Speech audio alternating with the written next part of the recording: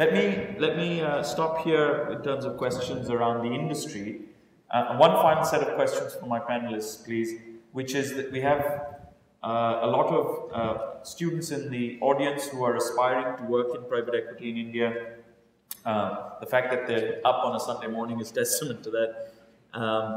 What advice would you have for them? And open to anyone really who wants to answer. Okay, maybe one thing I certainly think is helpful when you've completed your studies here and then thinking of coming back is to build up some work experience or an expertise base in a certain sector, so you sort of understand how the dynamics of companies function, what is it that it takes to scale up a business, or what is required from a competitive intensity perspective, and so on and so forth. And with that background, then to come in, I think it makes you a better rounded investor, because private equity is not just about looking at a stock in the market and saying, yeah, the PE multiple can go from 8 to 9, I make 20% and sell out in 3 months. This is a longer term business. This is more like a marriage. This is more an understanding how not only does the business work, but how do the entrepreneurs that drive the business, how do they think? And sometimes they think in many tangential ways. So if you can actually come into the business after having had some experience of either running a business or being a part of a business, I think it will make you a better private equity investor overall, and you'll enjoy the process more. So that's one small bit of advice. Naveen? Yeah, I mean, I agree. I think the industry is maturing now, so it's not enough just to have had a Western business school experience, or just been a Western investment banking or consulting experience. I think people, the industry is now getting to a point where that specialization is really helpful as part of your story. I think the other piece is, to me, I think it's a difficult industry to get into right now, given that seats, what we just described, are shrinking. The industry is not growing. It's actually, it's shrinking to get to the right size. And what that means is that, I think it's not waiting for that one ideal opportunity in that one perfect, firm that you are positioned to work for. If private equity in India and investing in India is really what you want to do, I would say get to India and, find a slot working for, a place where it's interesting, where you've got good mentors, where you have a growth opportunity. But get there and start participating in what's happening out there. I think it's a difficult, I know a lot of people are going through this decision of, do we stay in the US and continue to work here? I think there's merits to both, clearly. But from my perspective, given the shortage of seats, if that's really something you want to do, I would say get to India and find a seat, even if it's a small emerging shop. Get involved. Great. So let us stop there in terms of the formal comments from the panel.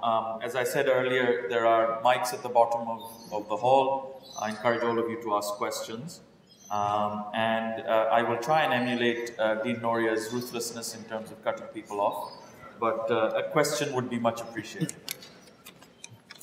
Atul. Thank you, Shashank. I'm Atul Singh. I'm founder and editor-in-chief of Fair Observer. To Akhil's point about the FT giving the English narrative, we will give you the Indian narrative and other narratives. So the question is, you talked about political paralysis, Shashank. And so this is a question to each one of you, and I want each one of you to answer this question. What is the one reform you want to see, and when and why? Okay. So literally one reform in the interest of time. Darius, starting with you. Yeah, if I can rephrase it a little bit, because again, from the perspective of the Indian Venture Capital Association, some of the things that we've been doing over the last year is actually interacting with regulatory bodies that have an influence on our business and our companies, like the Reserve Bank of India, or the Ministry of Finance, or Securities and Exchange Board of India. I think that if not, it's not so much a reform, but a mindset, and the mindset would be to try and not get into the nitty-gritties and influence the business, set policy, and then let the market decide the business. And I think that's a key message we're trying to give. Because we're finding to our frustration sometimes that with the best of intentions, with the idea of doing good things, laudable things like trying to protect the small investors and things like that, they come out with some asinine pieces of regulation which just sets things back. So and to give you just one classic example, I don't know if you've seen the last budget. Now the budget is actually after a long time positive for our industry. They've removed certain restrictions in terms of pass-throughs and the tax benefits we get, so a big positive. But they're now proposing a sort of tax on angel investing. And who's getting up and proposing it? The income tax department. Why? Because they say if you're a young startup company and an angel investor has funded it in a value that is in excess of its book value, which you always do. I mean, finally, how is price set? Price is willingly set between a seller and a buyer. They sit across the table, negotiate and decide. Who is the income tax department to come in and say, no, if that price is higher than book value, I will treat that as revenue and tax you on. Now that's going to set the angel investing business back by 5 years. So the only, my humble, suggestion from a mindset perspective is that, don't get into trying to influence business. Set, broad targets and let the markets decide how that should be played out. Vish? If I have to pick one thing, one of the issues that a lot of our companies face is just the cost of debt. And the reason why... Come again? I didn't get that. Come again? Cost of debt. Cost of debt. Okay. Cost of debt. So typically our companies will, be paying 12 to 14% interest rates. And a lot of these are infrastructure companies, power companies, finance companies. And the reason why India has such high cost of debt is because really the RBI restricts most companies from borrowing from outside of the country.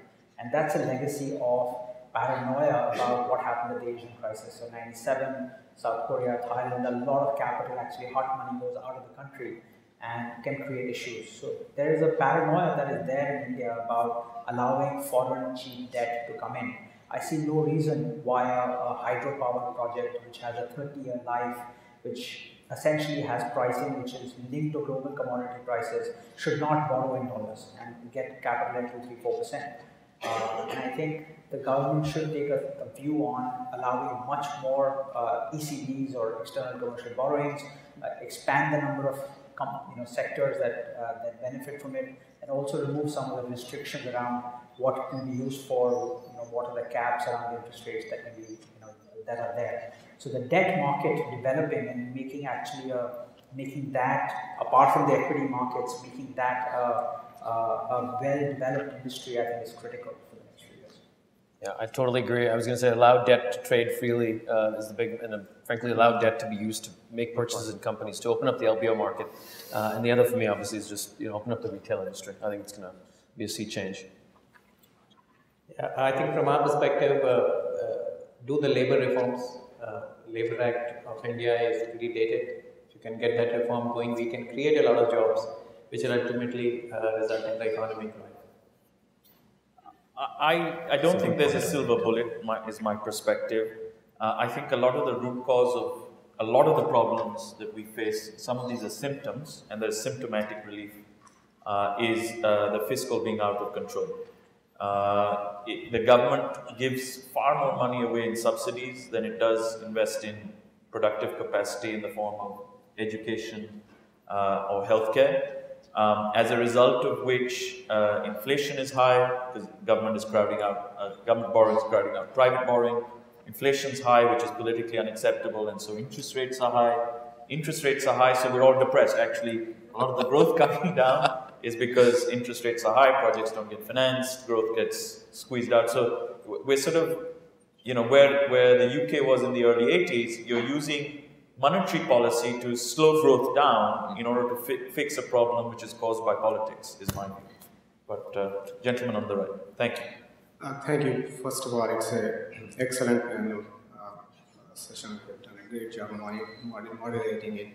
My name is Irshad Ahmed. I am president of Pure Energy Corporation, and I'm also with MIT Sloan School of Management. My two-part question. One is for Akhil. You touched upon the success, at least success story about the commercial vehicle investments that you had made. If you would share with us a few more experiences like that, because we have kind of tilted more towards the doom and gloom of what the next 3 years look like and whatnot. But where do you see the successes have come and where your focus is? And the second part of the question is to the panel. What sectors, and my near and dear to my heart is the clean tech sector. India, with its growing economy and population, is going to very soon face, if not already facing, the energy crisis, if you will. And clean tech sector plays a pretty critical role with 80% close to dependence on foreign oil. Do you see clean tech as an area where a lot of the PE money can actually help bring the kind of returns that you folks have been looking for? Don't take Yeah. credit. Okay, sure. So I'll take the first part of the question. I think we invested in '98 in a company called Emphasis BFL, which was a loss-making company in IT services, and turned it around and ultimately sold it off for I think 16 times money. So that was our biggest success. But we rode a macro in IT and IT services, got in at the right point of time, and then didn't make mistakes. Of course, if you make mistakes, then even a good macro can't save you. Execution of that was right. Another success story that I have had the fortune to participate in was a very successful niche brand down south in India, which was into fabric whiteness, and convincing the promoter that, you know, if they use it was a very interesting statistics. One family in Kerala would use 7 bottles of fabric whitener per month. But by the time you come up to north, the research was telling us it will be down to 1 bottle a month or even less. But the point is there are far more number of families up north. So we convinced him, we gave him money. He actually was profitable. In FMCG, you know, normally a good business never needs money from outside. But for rapid rollout, we gave him money. And he grew to something like 6 times his size of his revenues when we found him in about 3.5 years. Can I, actually, that's a good point, and thank you for reminding us. Can I ask each of the panelists to talk about the one success that stands out in their portfolio, just as an example? Yeah. Darius? Happy to do that. Maybe a sort of unconventional success that comes to my mind, and that was in my last fund when I was at IDFC. We were mandated to invest in infrastructure in India, and we were actually the first private equity investor to invest in a government enterprise in the state. In India, these are called PSUs, public sector undertakings, and we invested in a state public sector undertaking, which was basically in the pipeline business that transported natural gas from the areas where it was produced to the areas where it was required in the hinterland, especially in the state of Gujarat. And because it was a somewhat business where ultimate pricing was regulated, we felt that it was relatively safe and a risk-free business, but one also that wouldn't give very high returns. It was sort of like a low-risk, low-return business is what we had anticipated. We were looking at about 18% returns. But over the course of time, after we invested in them, because of the fact that they were able to build out well, and also the natural gas industry progressed well, and also the happy confluence of having the markets look up, that was an investment where we actually got back 8 times our money in about a 4-year time frame, by way of exit of doing an IPO, selling some in the IPO, and then over the next year or two, selling in the public markets thereafter. Thank you. Vish? So for us, we've invested a lot in the financial services space. We've invested, roughly 80% of our total capital in India in the financial services space, a lot with the Shriram Group. We invested in this company called Shriram Transport Finance, which is in the commercial vehicle financing, and they're the largest company now with roughly a book of about 35,000 crores, $7 billion. So that's currently marked about 5 to 6x. There's a few other investments in the financial services space which are all done well, but that's the standard.